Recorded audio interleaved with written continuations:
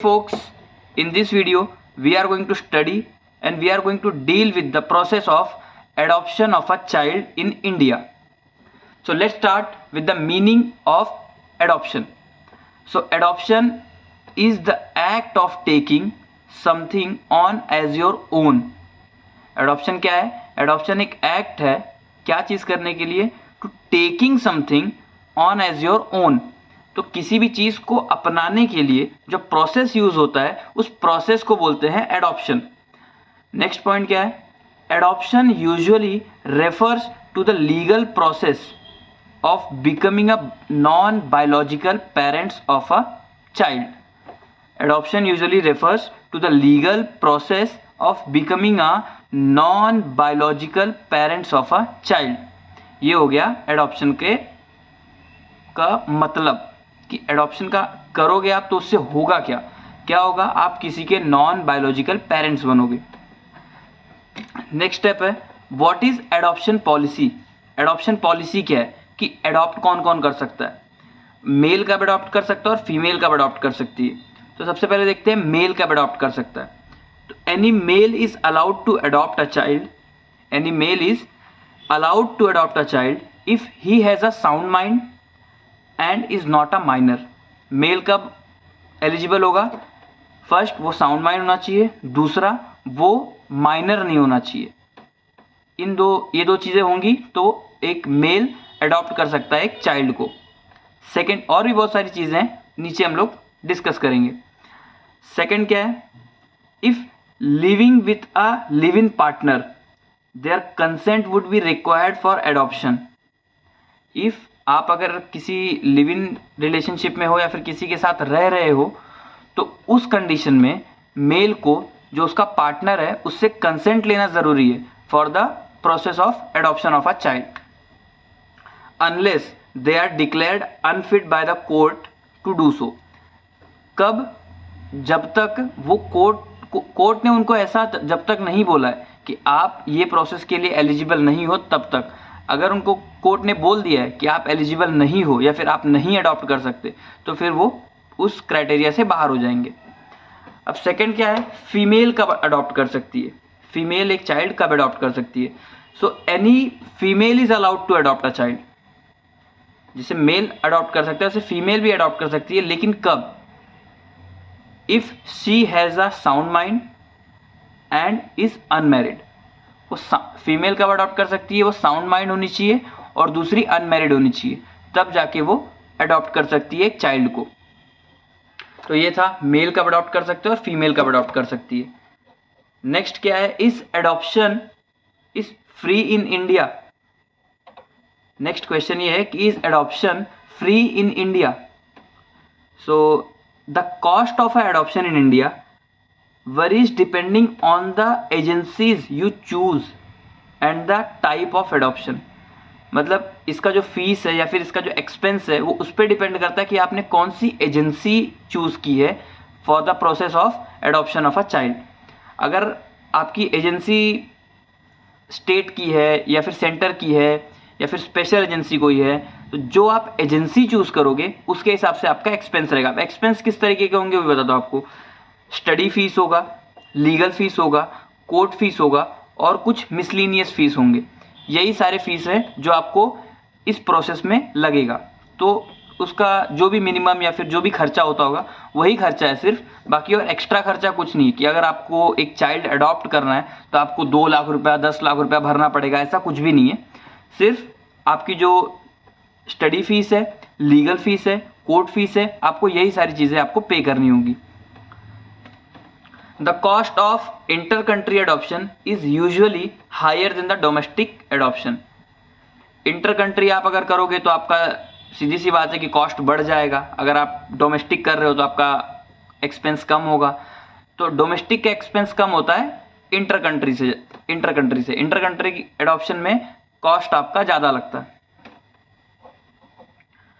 Next है overview of child adoption process in India. अभी adoption process जो है उस पूरे प्रोसेस के बारे में हम बात करेंगे इस वीडियो में कि पूरा प्रोसेस क्या है एडॉप्शन का और कैसे ये वर्क करता है, कौन इनके रेगुलेटरी अथॉरिटीज़ हैं, इनको कौन सी ऐसी अथॉरिटीज़ हैं जो इनको रेगुलेट करती हैं, ये सारी चीज़ों के हम पढ़ेंगे। स्टेट में कौन है, सेंटर में कौन है और डिस्ट्रिक्ट में कौन है, ये सारी चीज़ें हम पढ़ेंगे इस वीडियो में।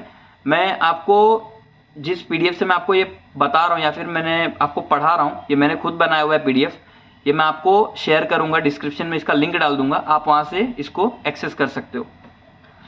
सो overview of child adoption process in India, इसमें टोटल 7 स्टेप्स है। अब ये 7 स्टेप्स के बारे में पढ़ेंगे हम लोग। तो पहला स्टेप है fundamental principle governing adoption. So पहला क्या है, fundamental principles governing adoption, fundamental principles governing adoption. Second है stakeholder in adoption process. Third है who is eligible to adopt a child. Fourth है how to adopt a child. Fifth है adoption procedure. Sixth है dos and don'ts, क्या करना है और क्या नहीं करना है। सेवेंथ है रिलेटेड रिसोर्सेज, कहाँ से आप अडॉप्ट कर सकते हो चाइल्ड को, या फिर कौन सा ऐसा साइट है, कौन से साइट पे से आप जाके इनको रजिस्टर कर सकते हो for the process of adoption of a child. Adoption means the process through which the adopted child become the lawful child of his adoptive parents. Adoption means the process through which the adopted child become the lawful child of his adoptive parents with all the rights, privileges and responsibilities that are attached to a biological child. मतलब ये एक ऐसा process है जहाँ पे आप बच्चे के नॉन बायोलॉजिकल पेरेंट्स तो बनते ही हो, उसके पास सारे बायोलॉजिकल चाइल्ड के जो राइट्स होते हैं या फिर ड्यूटीज़ जो होते हैं वो सारी उसके ऊपर उसके साथ आ जाती हैं, उसके साथ आ जाती हैं, उसके ऊपर आ जाती हैं, आपके ऊपर आ जाती हैं, दोनों के ऊपर राइट्स और ड्यूटीज़ आ जाते हैं। तो फर्स्ट पॉइंट शुरू करते हैं या फिर फर्स्ट स्टेप शुरू करते हैं, fundamental principles governing adoption. 3 point है, तीनों मैं आपको बताता हूँ फंडामेंटल प्रिंसिपल्स के। The child's best interest shall be paramount consideration while processing any adoption placement. अब फंडामेंटल क्या है, फंडामेंटल मतलब ये जो एडॉप्शन प्रोसेस है वो प्रोसेस जब हो रहा है तो उसमें कौन कौन सी चीज़ें हैं जो सबसे ज़्यादा ध्यान दी जाएंगी, बच्चे के पॉइंट ऑफ व्यू से, पेरेंट्स के पॉइंट ऑफ व्यू से और जो एजेंसी है उनके पॉइंट ऑफ व्यू से, इन तीनों लोगों के पॉइंट ऑफ व्यू से क्या सबसे इंपॉर्टेंट चीज होगा जो ध्यान दिया जाएगा। तो पहला पॉइंट क्या बोलता है, the child's best interest shall be of paramount consideration while processing an adoption.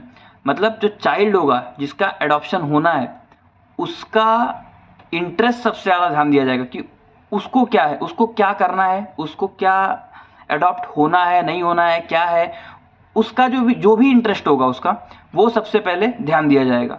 सबसे पहला फंडामेंटल यही है कि बच्चे का भी मन जानना ज़रूरी है, पहला फंडामेंटल ये हो गया। सेकंड क्या है, preference shall be given to the place the child in adoption with Indian citizen and with due regards to the principle of placement of the child in his own social culture environment as far as possible. मतलब उसका जो social culture है, उसका citizenship जो है, वो सारी चीज़ों का ध्यान दिया जाएगा। मतलब बेसिकली फंडामेंटल एक ही है कि बच्चे का इंटरेस्ट ध्यान देना है, बच्चे का मन क्या है। बच्चे का कोई ऐसी चीज़ नहीं है जिससे अगर कोई पेरेंट्स अडॉप्ट करना चाहते हैं किसी को तो ऐसा ना हो जाए कि बच्चे का मन है ही नहीं और उसको डाल दिया, उसको दे दिया पेरेंट्स को, अब वो पेरेंट्स उसको मार रहे हैं, कुछ भी कर रहे हैं, उसको ज़बरदस्ती कुछ काम करवा रहे हैं, तो ऐसे नहीं चलता। बच्चे का भी इंटरेस्ट जानना बहुत ज़रूरी है। तो ये फंडामेंटल है किसका, एडॉप्शन का।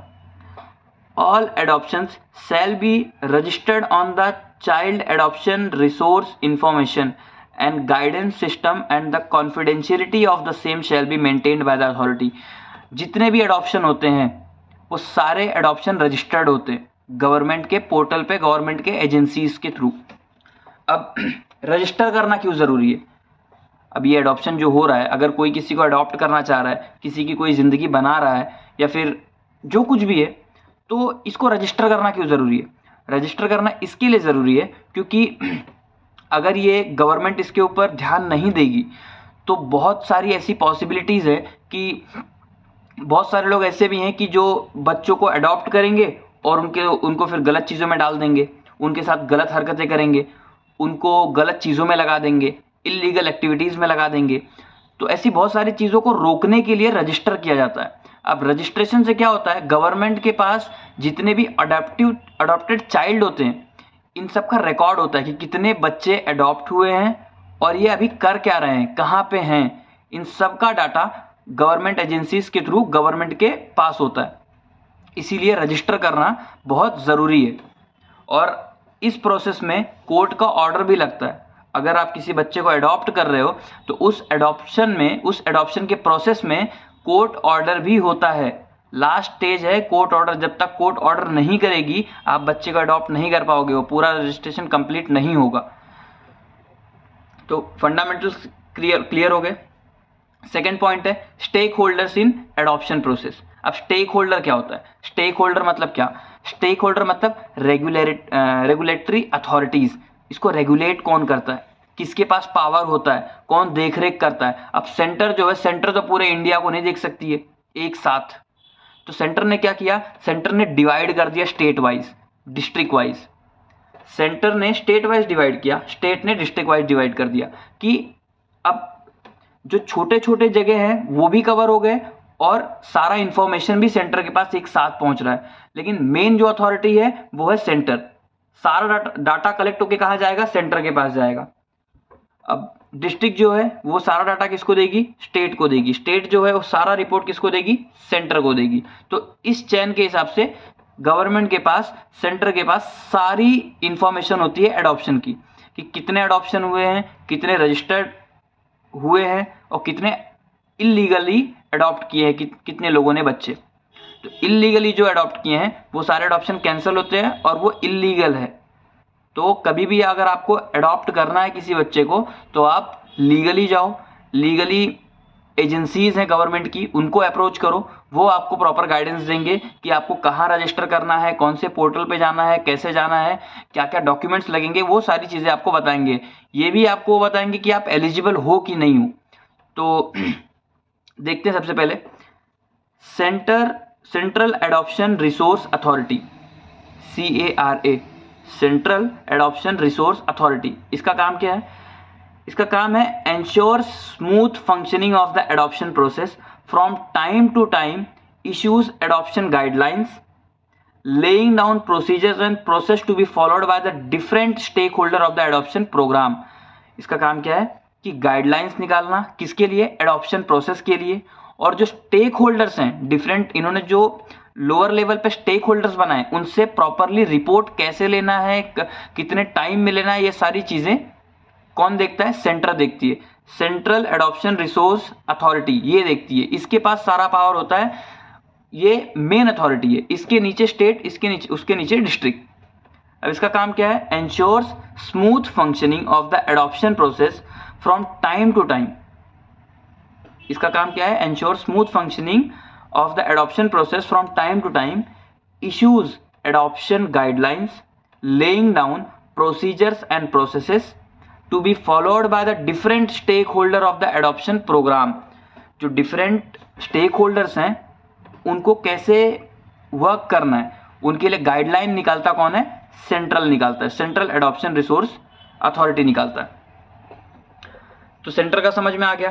अब सेकंड पॉइंट है स्टेट एडॉप्शन रिसोर्स एजेंसी। अब स्टेट क्या करता है? State adoption resource agency act as a nodal body within the state to promote the monitor adoption and non institutional care in coordination with the central adoption resource authority. सबसे पहली चीज क्या करता है state क्या करता है? Centre से कोऑर्डिनेट करता है। दूसरा, ये नोडल बॉडी है, किसमें? स्टेट में और इन्होंने जितनी भी एजेंसीज बनाई होंगी डिस्ट्रिक्ट लेवल पे और जो भी लेवल पे बनाया होगा इन्होंने, जो भी अदर लेवल्स पे बनाया ना इन्होंने अथॉरिटीज, उन अथॉरिटी का नोडल बॉडी है।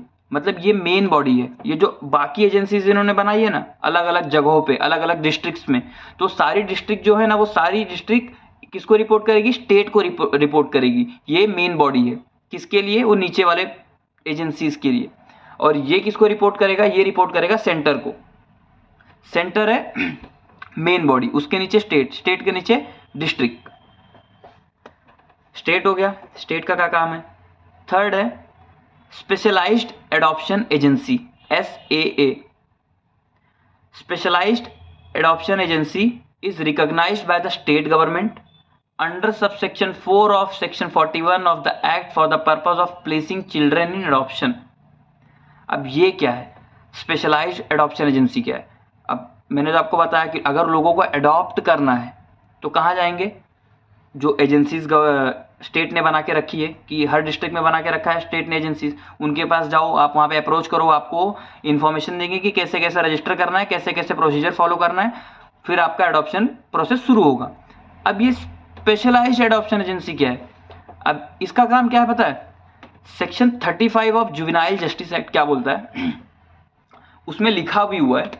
अब स्पेशलाइज्ड एडॉप्शन एजेंसी का काम क्या है। अब जैसे कुछ पेरेंट्स हैं जो कैपेबल नहीं हैं बच्चों को संभालने में, या फिर उनको कुछ दिक्कत है, प्रॉब्लम है, ऐसा कुछ इशू है, तो वो क्या करते हैं, अपने बच्चों को छोड़ देते हैं कि कोई उनको अडॉप्ट कर ले। तो अब जब वो बच्चों को छोड़ रहे हैं तो उसके लिए भी तो कोई एजेंसी होगी जो उनको कलेक्ट करती होगी या फिर उनको एक जगह रखती होगी कि फिर बाकी पेरेंट्स जो हैं वो उनको अडॉप्ट कर सकें। तो सेक्शन 35 क्या बोलता है देखते हैं, ऑफ जुवेनाइल जस्टिस एक्ट। अब पेरेंट और guardian who for physical, emotional and social factor beyond their control wishes to surrender a child shall produce the child before the committee। ऐसे कोई गार्डियन, ऐसे कोई पेरेंट जो फिजिकली, इमोशनली और social factor beyond their control है और वो surrender करना चाहते हैं अपने बच्चे को बिफोर द कमिटी। तो ये कमिटी किसके लिए है, जो लोग सरेंडर करना चाहते हैं अपने बच्चों को कि इनको कोई और अडॉप्ट कर ले। तो ये जो कमिटी है, ये फिर जो एजेंसी है, ये उन बच्चों को कलेक्ट करती है, ये उन बच्चों को कलेक्ट करती है। किन बच्चों को, जिनको उनके माता पिता सरेंडर करना चाहते हैं, जिनको वो छोड़ना चाहते हैं। एक इसका सेक्शन 35 का सब सेक्शन 3 है, बहुत इंपॉर्टेंट है, मैं आपको पढ़ के बता देता हूं। द पेरेंट्स और guardian who surrender the child, the parents और guardian who surrenders the child shall be given 2 months time, shall be given 2 months time to reconsider their decision, and in the intervening period the committee shall either allow after due inquiry the child to with the parents or guardian under the supervision or place the child in a specialized adoption agency। उनको 2 महीने का time मिलता है, जो parents surrender कर देते हैं अपने बच्चों को, उनको 2 महीने का टाइम मिलता है। किस लिए, कि उनका जो डिसीजन है वो उस पर एक बार फिर से सोचें, और इफ़ उनको ऐसा लगता है कि नहीं मुझे मेरे बच्चे को सरेंडर नहीं करना है, तो वो उसको वापस लेके जा सकते हैं। लेकिन कब, जब वो वापस लेने आएंगे तो एजेंसी क्या करेगी, वो जाके देखेगी कि क्या सच में ये कैपेबल हैं इसको लेके जाने के लिए, या फिर इच्छा है इनकी लेके जाने की, या फिर किसी और रीज़न से कर रहे हैं। तो वो सारे रीजंस को कलेक्ट करती है कौन, एजेंसी। उसके बाद में वो अपना डिसीजन देती है कि इस बच्चे को, अब एजेंसी में रहेगा ये बच्चा या फिर ये बच्चा जाएगा पेरेंट्स के पास जिन्होंने इसको सरेंडर कर दिया था। तो सेक्शन 35 क्या बोलता है, सरेंडर ऑफ अ चाइल्ड बात करता है। Section 35 surrender of a child of juvenile justice act. तो ये हो गया स्पेशलाइज्ड एडॉप्शन एजेंसी। हमने क्या क्या पढ़ लिया, central adoption resource authority, state adoption resource agency, specialised adoption agency. पहला क्या था, CARA, सेकंड है SARA, थर्ड है SAA, जिसमें हमने सेक्शन 35 पढ़ा। 35 क्या बोलता है, surrender of a child of juvenile justice act, section 35। Fourth है ऑथोराइज्ड फॉरेन एडॉप्शन एजेंसी।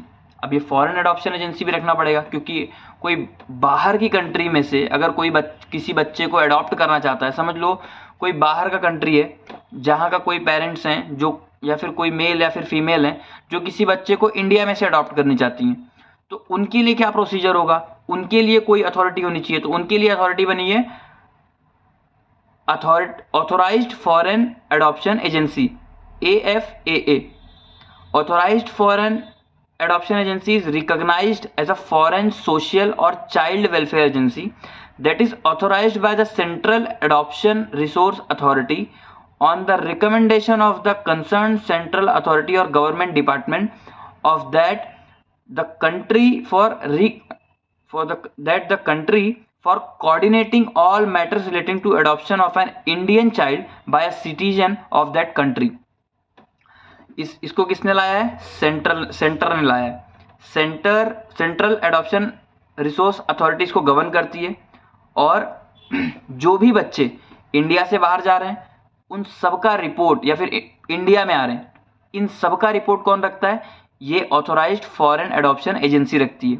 अगर इंटर कंट्री है तो फिर ये सारी चीजें कौन देखेगा? ये एजेंसी देखेगी. कौन है? AFAA, authorised foreign adoption agency. चौथा हो गया, 4 हो गया. अभी 5th देखते हैं, डिस्ट्रिक्ट चाइल्ड प्रोटेक्शन यूनिट. अब इसमें क्या होता है? डिस्ट्रिक्ट लेवल पे बनाया, किसने बनाया होगा? ये स्टेट ने बनाया होगा. डिस्ट्रिक्ट लेवल पे है तो स्टेट ने बनाया होगा. इसको गवर्न कौन करता होगा? स्टेट गवर्न करती होगी. सो district child protection unit, DCPU, district child protection unit, means a unit set up by the state at district level under section 61A of the Act, Juvenile Justice Act. It identifies orphan, abandoned and surrendered child in the district and get them declared legally free for adoption by the Child Welfare Committee. इसका काम क्या है? जैसे मैंने आपको specialised में बताया, वैसे इसमें भी है. इनका भी काम यही है कि रिपोर्ट रखो कि कौन से बच्चों को लोग सरेंडर कर रहे हैं और कौन से बच्चे लीगली अब फ्री हो गए हैं एडॉप्शन प्रोसेस के लिए. तो ये 5 रेगुलेटरी अथॉरिटीज़ हैं. पांचों कौन कौन से हैं? Central adoption resource authority, second है state adoption resource agency, third है स्पेशलाइज्ड एडॉप्शन एजेंसी, फोर्थ है authorised foreign adoption agency, fifth है डिस्ट्रिक्ट चाइल्ड प्रोटेक्शन यूनिट. ये सारे अथॉरिटीज पता चल गए कि कौन कौन रेगुलेट करता है इस प्रोसेस को पूरे. अब देखते हैं कि who is eligible to adopt a child. अभी नेक्स्ट पॉइंट क्या है? Who is eligible to adopt a child. अब ये भी देखना पड़ेगा कि कौन कौन एलिजिबल होगा. मेल और फीमेल तो हैं, वो ठीक है, लेकिन और भी एलिजिबिलिटी क्राइटेरियाज हैं जिनको हम डिटेल में देखेंगे कि कौन कौन ऐसे हैं, कौन कौन ऐसे लोग हैं, या फिर कौन ऐसे इस क्राइटेरिया में फिट बैठते हैं कि वो अडॉप्ट कर सके एक चाइल्ड को. फर्स्ट पॉइंट है, the prospective adoptive parents should be physically, mentally and emotionally stable. जो ऐसे लोग हैं जो अडॉप्ट करना चाहते हैं वो क्या होने चाहिए? फिजिकली, मेंटली, इमोशनली स्टेबल होने चाहिए और फाइनेंशियली कैपेबल होने चाहिए to adopt a child and motivated to adopt a child and should not have any life threatening medical condition. उनके पास जो भी प्रोस्पेक्टिव एडॉप्टिव पेरेंट्स हैं उनके पास क्या क्या चीज़ें उनके अंदर होनी चाहिए? एक तो physically, mentally and emotionally stable होने चाहिए, फाइनेंशियली कैपेबल होने चाहिए to adopt a child, motivated होने चाहिए to adopt a child and should not have any life threatening medical condition. ये सारे क्राइटेरिया, ये क्राइटेरिया में फिट होंगे. ये एक पहला क्राइटेरिया है. अब ये क्राइटेरिया किसके लिए है? To adopt a child. Second point क्या है?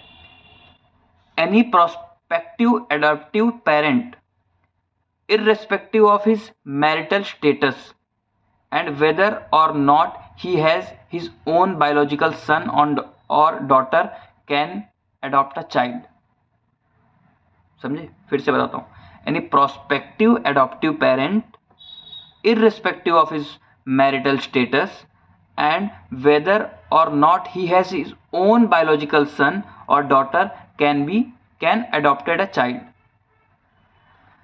इसमें first point, single female is eligible to adopt a child of any gender. पहला पॉइंट क्या हुआ कि जो सिंगल फीमेल है वो अडॉप्ट कर सकती है किसी भी जेंडर के बच्चे को, आइदर वो मेल हो या फिर फीमेल हो बच्चा. सेकेंड है, single male person shall not be eligible to adopt a girl child. Single male person shall not be eligible to adopt a girl child. Female adopt कर सकती है आइदर मेल और फीमेल को, लेकिन mail adopt नहीं कर सकता किसको, फीमेल को. The consent of the both the spouse for the adoption shall be required in case of the married couple. अगर मैरिड कपल है तो उस केस में दोनों स्पाउसेस का कंसेंट जरूरी है for the process of adoption. Second point क्या बोलता है, no child shall be given in adoption to a couple unless they have at least 2 years of stable marital relationship except in the case of relative और step parents adoption. जो भी married couple है उनके पास at least 2 साल का stable relationship होना चाहिए उनके शादी के बाद का. और इफ एक्सेप्ट, इसमें एक कंडीशन भी है, अगर आप फैमिली में ही किसी बच्चे को आप अडॉप्ट करना चाहते हैं तो वो छोड़ दिया गया है. अगर आप बाहर से किसी बच्चे को अडॉप्ट करना चाहते हो तो एटलीस्ट आपके पास 2 साल का स्टेबल रिलेशनशिप होना चाहिए. थर्ड पॉइंट है the age of prospective adoption. The age of prospective adoptive parents as on the date of registration shall be counted for deciding the eligibility and the eligibility of prospective adoptive parents to apply for the children of different age group shall be as under. अभी मैं आपको बताता हूं कि आप कौन से as में कितने साल के बच्चे को अडॉप्ट कर सकते हो. तो एज ऑफ अ चाइल्ड बताऊंगा, maximum composite age of a prospective adoptive parent. जो दोनों कपल होंगे उनका एज, दोनों का मिला के एज, मतलब हस्बैंड का और वाइफ का ऐड करके एज कितना होना चाहिए. और if maximum age of single prospective adoptive parent, अगर कोई सिंगल पेरेंट है, लाइक कोई मेल अडॉप्ट करना चाहता है किसी को या फिर कोई फीमेल अडॉप्ट करना चाहती है किसी को, तो उसके लिए मैक्सिमम एज क्या है. अगर आपको 2 साल तक के बच्चों को अडॉप्ट करना है तो आपकी मैक्सिमम जो एज है वो 85 होनी चाहिए कंपोजिट में. अगर आप शादीशुदा हो तो आप पति और पत्नी की दोनों की एज मिला के 85 से ज़्यादा नहीं होनी चाहिए अगर आपको 2 साल तक के बच्चों को अडॉप्ट करना है तो. और इफ सिंगल प्रोस्पेक्टिव पेरेंट्स हैं तो उनकी एज होनी चाहिए 40 से ज़्यादा होगी तो फिर वो इस क्राइटेरिया से बाहर हो जाएंगे. अगर आपको 2 साल से बड़ा और 4 साल से छोटे बच्चे को अडॉप्ट करना है तो उसके लिए जो composite age of prospective parents है वो है 90 years और सिंगल प्रोस्पेक्टिव पेरेंट्स का एज है 45 years. अगर आपको 4 साल से बड़ा और 8 साल से छोटे बच्चे को अगर आपको अडॉप्ट करना है तो उसमें जो कंपोजिट पेरेंट्स हैं, कंपोजिट प्रोस्पेक्टिव पेरेंट्स हैं, उनकी एज होनी चाहिए 100. कब? जब 4 साल से बच्चा बड़ा है और 8 साल से छोटा है तब दोनों की जो एज है मिला के 100 years से नीचे होनी चाहिए तो वो एलिजिबल है अडॉप्ट करने के लिए. और सिंगल प्रोस्पेक्टिव पेरेंट्स हैं तो उनकी जो एज है वो 50 years हो गई है. अगर आपको 8 साल से बड़ा और 18 साल से नीचे के बच्चे को अडॉप्ट करना है तो जो composite age of prospective adoptive parents हैं उनकी एज होनी चाहिए 110 और जो सिंगल प्रोस्पेक्टिव पेरेंट्स हैं उनकी एज होनी चाहिए 55. उससे ज़्यादा अगर होगी तो आप इस क्राइटेरिया से बाहर हो जाओगे. तो ये था एज और क्राइटेरिया, एज और कितने साल के बच्चों को आप कब तक अडॉप्ट कर सकते हो. नेक्स्ट पॉइंट है the minimum age difference between the child and either of the prospective adoptive parent should not be less than 25 years. जिस बच्चे को आप अडॉप्ट कर रहे हो उसके और आपके बीच में कम से कम 25 साल का गैप होना चाहिए. उससे कम होगा तो नहीं चलेगा. कम से कम मिनिमम एज है 25 years. मिनिमम डिफरेंस होना चाहिए आपके और बच्चे के एज में 25 years का. नेक्स्ट पॉइंट है the age for eligibility will be age on the date of registration of the prospective adoptive parents. जो एलिजिबिलिटी है, अब आप ऐसे नहीं बोल सकते कि मैं 2 दिन के बाद इतने साल का हो जाऊंगा तो आज मेरा रजिस्टर कर दो. जिस दिन आपका रजिस्ट्रेशन होगा उसी दिन से आपका डेट, आपका एज उसी दिन से काउंट किया जाएगा कि आप आज कितने साल के हो. एज गैप जितना चाहिए उतना है या नहीं है, जितना मैक्सिमम एज है उससे कम हो या नहीं हो, तो ये सारी चीज़ें उसी दिन काउंट की जाएगी जिस दिन आप रजिस्ट्रेशन कराओगे इस प्रोसेस के लिए. नेक्स्ट पॉइंट है couples with 3 or more children couples with 3 or more children shall not be considered for adoption. अगर आपके 3 या 3 से ज़्यादा बच्चे हैं तो आप इस प्रोसेस के लिए, आप एडॉप्शन के लिए ही एलिजिबल नहीं हो, accept in case of special need children as defined in subsection 21 of regulation 2, hard to place children as mentioned in regulation 50, and in case of relative adoption and adoption by step parents. अब किस चीज़ को छोड़ दिया गया है? आप अगर आपके 3 या 3 से ज़्यादा बच्चे हैं तो आप अडॉप्ट नहीं कर सकते, लेकिन आप अडॉप्ट कब कर सकते हो? आप अडॉप्ट तब कर सकते हो जब आप किसी अपने फैमिली में से ही, या फिर जैसे मामा का लड़का हो गया या चाचा का लड़का हो गया, ऐसे किसी बच्चे को आप अगर आप अडॉप्ट करना चाहते हो, मतलब आप किसी फैमिली में से किसी बच्चे को आप अडॉप्ट करना चाहते हो, तो वो चीज़ें छोड़ दी गई है। आप वो चीज़ कर सकते हो, भले आपके 3 या 3 से ज़्यादा बच्चे तो भी आप बच्चों को अडॉप्ट कर सकते हो। अभी नेक्स्ट स्टेप है how to adopt a child. अभी अडॉप्ट करना कैसे, अथॉरिटीज़ पता चल गई, कौन इनको रेगुलेट करता है, प्रोसीजर क्या है, एलिजिबिलिटी क्राइटेरिया क्या है, ये सारी चीज़ें हमने पढ़ ली। अब ये जानना है कि अडॉप्ट करना कैसे है। मैं एलिजिबल भी हो गया, मैं सारे क्राइटेरिया में फिट भी बैठ रहा हूँ और सारी चीज़ें हो गई, लेकिन अब मैं अडॉप्ट कैसे करूँ? तो अडॉप्ट करने के लिए आपको एक पोर्टल है, वहाँ पे जाके आपको रजिस्टर करना पड़ेगा। या तो एक ये ऑप्शन हो गया, या तो आप पोर्टल पे डायरेक्ट जाओ, वहाँ पे आप रजिस्टर करो। सेकंड ऑप्शन है कि जो डिस्ट्रिक्ट में गवर्नमेंट की एजेंसीज हैं, आप उनको अप्रोच कर सकते हो फॉर दिस प्रोसेस। वो आपको हेल्प करेंगे रजिस्टर करने में और सारी चीज़ों का प्रोसेस करने में। तो रजिस्ट्रेशन का पोर्टल कौन सा है? www.cara.nic.in। सेंटर का ये वो है, पोर्टल है, वही पोर्टल पे आपको जाके रजिस्टर करना पड़ेगा। वहीं पे आपको रजिस्ट्रेशन लिंक मिलेगा, प्रोसेस फी मिलेगी, प्रोसेस के लिए कौन से डॉक्यूमेंट्स लगेंगे आपको, वो भी वहीं पे आपको सारी चीज़ें पता चलेंगी। कौन से गाइडलाइंस नए आए हुए हैं, वो सारी चीज़ें आपको वहीं पे अवेलेबल होंगी। कहाँ पे? www.cara.nic.in।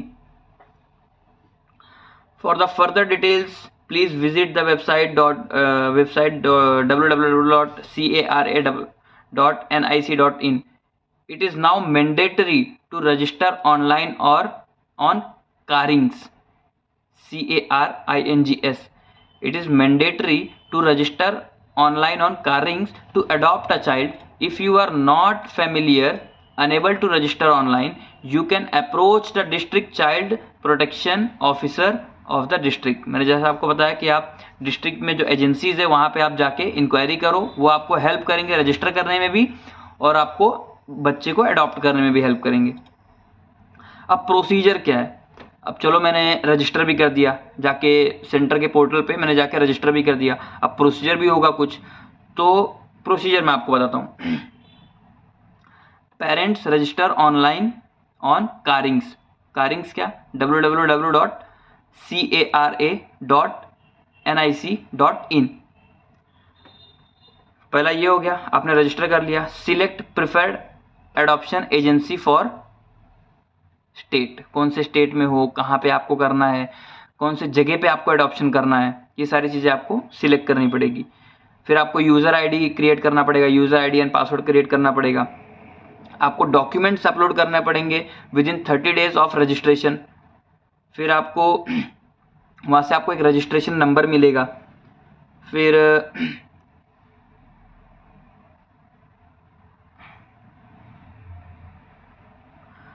उसके बाद में स्पेशलाइज्ड एडॉप्शन एजेंसी कंडक्ट्स। अगर आप स्पेशलाइज्ड एडॉप्शन एजेंसी में गए हो तो वो कंडक्ट करता है home study report of the prospective adoptive parents का and uploads it on CARINGS within 30 days from the date of submission of the required document. CARINGS पे जब आप रजिस्टर करोगे तो वहाँ पे डॉक्यूमेंट्स आपको कुछ रिक्वायर होंगे, वो डॉक्यूमेंट्स कुछ मांगेंगे, वो आपको डॉक्यूमेंट्स अपलोड करने पड़ेंगे वहाँ पे। नेक्स्ट है prospective adoptive parents reserve 1 child as per their preference from up to 6 children. जब आप पोर्टल पर रजिस्टर करोगे तो आपको 6 चाइल्ड के ऑप्शन मिलेंगे कि 6 चाइल्ड आपको दिखाए जाएंगे, उसमें से आप कोई एक चाइल्ड सिलेक्ट कर सकते हो कि हाँ मतलब 6 में से मुझे ये वाला बच्चा पसंद है या फिर ये वाला बच्चा पसंद है, जो भी आपकी चॉइस है वो आपको 6 चाइल्ड दिखाएंगे, 6 में से आपको कोई एक सिलेक्ट करना पड़ेगा। Prospective parents visit the adoption agency within 15 days from the date of reservation and finalise. जिस दिन आपके बच्चे 6 बच्चे आपको दिखाए, आपने एक सिलेक्ट भी कर लिया, फिर जिस दिन आपने सिलेक्ट किया उस दिन के बाद से 15 दिन के अंदर आपको एजेंसी के पास जाना है सारी चीज़ें फाइनलाइज करने के लिए।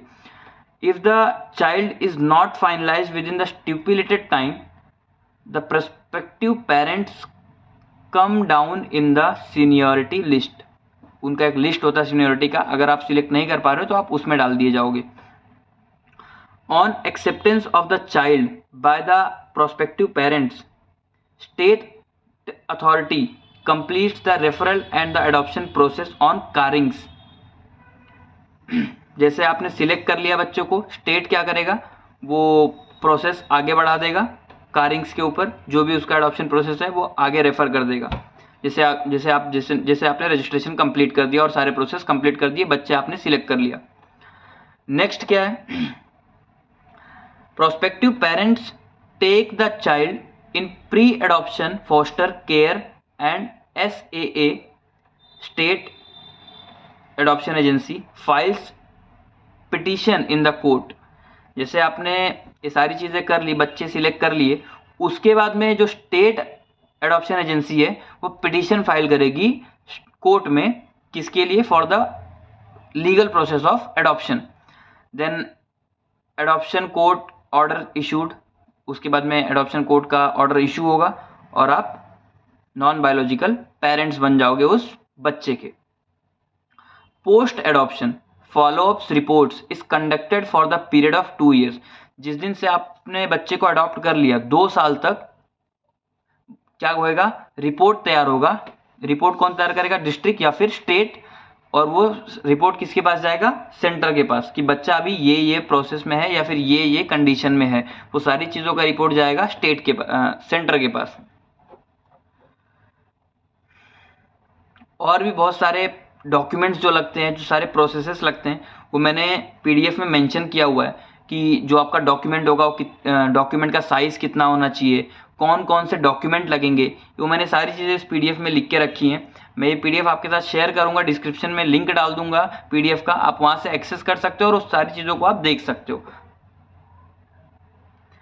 डॉक्यूमेंट्स यूजुअली यही लगते हैं, फोटोग्राफ ऑफ अ पर्सन और birth certificate of a person, proof of residence, passport, driving license and electricity bill, telephone bill, proof of income of last 3 years, salary slip, income tax certificate issued by the government of department, income tax return. In case you are married, please upload marriage certificate. In case you are divorcee, please upload a divorce decree. In case of death of spouse, please upload death certificate of a spouse. ये सारे documents आपको लगेंगे। And all original documents will have to be produce for the verification. आपका जब verification होगा तो आपको authority के पास सारे ओरिजिनल डॉक्यूमेंट लेके जाने पड़ेंगे। ओरिजिनल डॉक्यूमेंट्स का एक सेट बना के लेके जाना पड़ेगा जिससे आपका वेरिफिकेशन होगा। And your eligibility for the adoption will be decided by the adoption agency. तो ये पूरे प्रोसेस हैं। कितना साइज होना चाहिए आपके डॉक्यूमेंट का जब आप अपलोड कर रहे हो, क्या क्या डॉक्यूमेंट्स लगनी, वो सारी चीज़ें मैंने इस पीडीएफ में मेंशन की है। मैं आपको ये पीडीएफ शेयर करूंगा, आप इसको देख सकते हो, इसको रेफर कर सकते हो। अब आते हैं नेक्स्ट पॉइंट पे और लास्ट पॉइंट पे, डूज एंड डोंट्स, कि क्या आपको करना है और क्या नहीं करना है। कब, जब आप किसी बच्चे को अडॉप्ट करने जा रहे हो, तो जब आप एडॉप्शन प्रोसेस में हो तो आपको क्या करना है और क्या नहीं करना है। तो फर्स्ट है, only adopt for specialised adoption agency recognised by the state government. Only adopt from specialised adoption agency recognised by the state government. आपको कहाँ से अडॉप्ट करना है बच्चों को, specialised adoption agency recognised by the state government, जो state government से recognised हो वहीं से आप बच्चों को अडॉप्ट करें, बाकी अदर जगह से ना करें। ये डूज है। अब डोंट्स में आपको बताता हूँ क्या लिखा हुआ है। Do not approach any nursing home, hospital, maternity home, unauthorised institution और इंडिविजुअल फॉर एडॉप्शन। आपको nursing home, hospital, maternity home, unauthorised institution और इंडिविजुअल, इन लोगों को आपको अप्रोच नहीं करना है, क्योंकि ये सारी चीज़ें इल्लीगल एडॉप्शन में आ जाती हैं। इसके लिए आप जेल भी जा सकते हो। इसीलिए आपको क्या करना है, स्पेशलाइज्ड एडॉप्शन एजेंसीज के थ्रू ही आपको अडॉप्ट करने बच्चे जो कि रिकॉग्नाइज्ड हो स्टेट गवर्नमेंट से। ये फर्स्ट पॉइंट हो गया। सेकंड पॉइंट क्या बोलता है, read the guidelines carefully on the website and follow the due process. जो भी प्रोसेस है, जो भी गाइडलाइन दी गई है, कहाँ पे, सेंटर के पोर्टल पे। पोर्टल कौन सा है, www.cara.nic.in। इस पोर्टल पे जब आप रजिस्टर करोगे, जो आपको गाइडलाइंस आएंगी, वो गाइडलाइंस को आप केयरफुली पढ़ो। अब डोंट्स क्या है, do not upload any incorrect document else your registration will be cancelled. अगर आपने गलती से कुछ गलत डॉक्यूमेंट अपलोड कर दिया तो आपका रजिस्ट्रेशन कैंसिल भी हो सकता है, तो आपका जो एडॉप्शन प्रोसेस है वो कैंसिल भी हो सकता है। ये हो गया आपका सेकंड पॉइंट। थर्ड पॉइंट क्या बोलता है, follow the steps for completing your registration. जो पोर्टल पे स्टेप्स दिए गए हैं वो आप स्टेप वाइज ही जाइए, वो सारे स्टेप आप फॉलो कीजिए, नहीं तो आपका जो प्रोसेस है वो रुक भी सकता है, कैंसिल भी हो सकता है, डिले भी हो सकता है, बहुत सारी चीज़ें पॉसिबिलिटीज़ हैं, वो सारी चीज़ें हो सकती है। इसीलिए आप जो स्टेप्स हैं उसको प्रॉपरली फॉलो कीजिए। डू नॉट पे any additional adoption charges other than what is prescribed in CARA guidelines. आपको गाइडलाइंस क्यों अच्छे से पढ़नी है, क्योंकि उसमें आपको पेमेंट भी लिखा हुआ है कि आपको किस चीज़ के लिए कितना पेमेंट करना है। तो अगर आप स्टेप्स प्रॉपर फॉलो नहीं करोगे, आप केयरफुली गाइडलाइंस नहीं पढ़ोगे, तो आपको ऐसा भी हो सकता है कि आपको कोई बोले कि आपको यहाँ पे एक्स्ट्रा फी पे करना है या फिर आपको कुछ और करना है। इसीलिए आप प्रॉपरली गाइडलाइंस पढ़िए। आप जो डिस्ट्रिक्ट के एजेंसीज है उनको आप कांटेक्ट करो, वो आपको गाइड करेंगे कि आपको कितना पे करना है, कहाँ पे करना है और कैसे पे करना है। नेक्स्ट है, please upload documents as per instruction. जो आप डॉक्यूमेंट अपलोड करोगे वो एज पर इंस्ट्रक्शन से करिए। कितना साइज है, कितना PDF का साइज होना चाहिए, और ये सारी चीज़ें आपको ध्यान रखना है, क्योंकि वो सारी चीज़ें इंस्ट्रक्शंस में, गाइडलाइंस में लिखी होंगी। वो आपको पढ़ के उसके बाद में ही आप अपलोड करिए कोई भी डॉक्यूमेंट। डोंट्स में क्या है, keep away from middleman. There is no role of middleman in adoption. अगर आप एडॉप्शन के लिए किसी मिडिल मैन को रख रहे हो कि जो एजेंसी है और आपके बीच में कोई एक मिडिल मैन है, तो आप वो मत रखो, उसकी कोई ज़रूरत नहीं होती है। आप डायरेक्ट एजेंसी को अप्रोच करो, एजेंसी आपको हेल्प करेंगी। They will mislead you to adopt a child illegally. और अगर आपने इलीगली किसी बच्चे को अडॉप्ट कर लिया तो ये पनिशेबल ऑफेंस है, आप जेल भी जा सकते हो इस चीज़ के लिए। तो इसीलिए आपको मिडिल मैन नहीं रखना है, डायरेक्ट आपको एजेंसी से कांटेक्ट करना है, वो आपको गाइड करेंगे कैसे करना है, गाइडलाइंस केयरफुली पढ़ना है, स्टेप्स जो है वो केयरफुली फॉलो करने हैं। एंड लास्ट क्या है, for adoption related charges please refer schedule 13। Adoption process जो भी चार्जेस हैं उसके लिए आप शेड्यूल 13 पढ़ो ऑफ द गाइडलाइंस जो है उसकी शेड्यूल 13 पढ़ो, आपको सारे चार्जेस उसमें लिखे हुए हैं।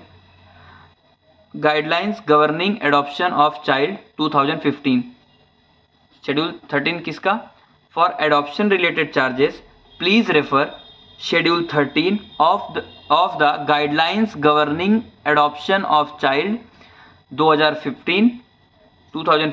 Always make payment by cheque और draft and collect your receipt. जो आपका पेमेंट होगा, आपको शेड्यूल 13 पढ़ना है किसका, गवर्निंग एडॉप्शन ऑफ चिल्ड्रन 2015। और जो आप जब भी आप पेमेंट करोगे तो पेमेंट आप ऑलवेज चेक के थ्रू करो या फिर ड्राफ्ट के थ्रू करो, और आपका पेमेंट होने के बाद आप उसका रिसिप्ट जरूर मांगो। डोंट्स क्या है, through illegal adoption you may unintentionally become a part of a child trafficking network. Save yourself from legal ramification. मैं आपको क्या बताया, अगर आपने गलत तरीका चूज कर लिया, मिडिल मैन को आपने चूज कर लिया और उसने किसी गलत तरीके से आपको किसी बच्चे को अडॉप्ट करवा दिया, तो आप इलीगली फंस सकते हो। ये इलीगल है, ये लीगल नहीं है, इसके लिए आप जेल भी जा सकते हो। इसीलिए आपको जो भी चीज़ करना है वो लीगली करना है। लीगली कैसे होगा, आप प्रॉपर प्रोसीजर फॉलो करो, एजेंसीज को कांटेक्ट करो, वो एजेंसीज आपको प्रॉपर गाइड करेंगी कि कैसे आपको बच्चे को अडॉप्ट करना है। अब रिलेटेड रिसोर्सेज क्या है, तो रिलेटेड रिसोर्सेज यही है, child adoption regulation 2022, handbook for district magistrate on adoption, juvenile justice, care protection of children,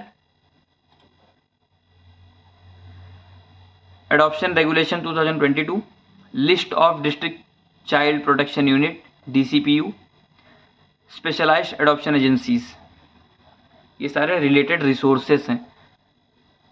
अब सोर्स क्या है, सोर्स ये है कि सेंट्रल एडॉप्शन रिसोर्सेज अथॉरिटी, जो सेंटर है, जो सेंटर पूरा कंट्रोल कर रही है इस प्रोसेस को।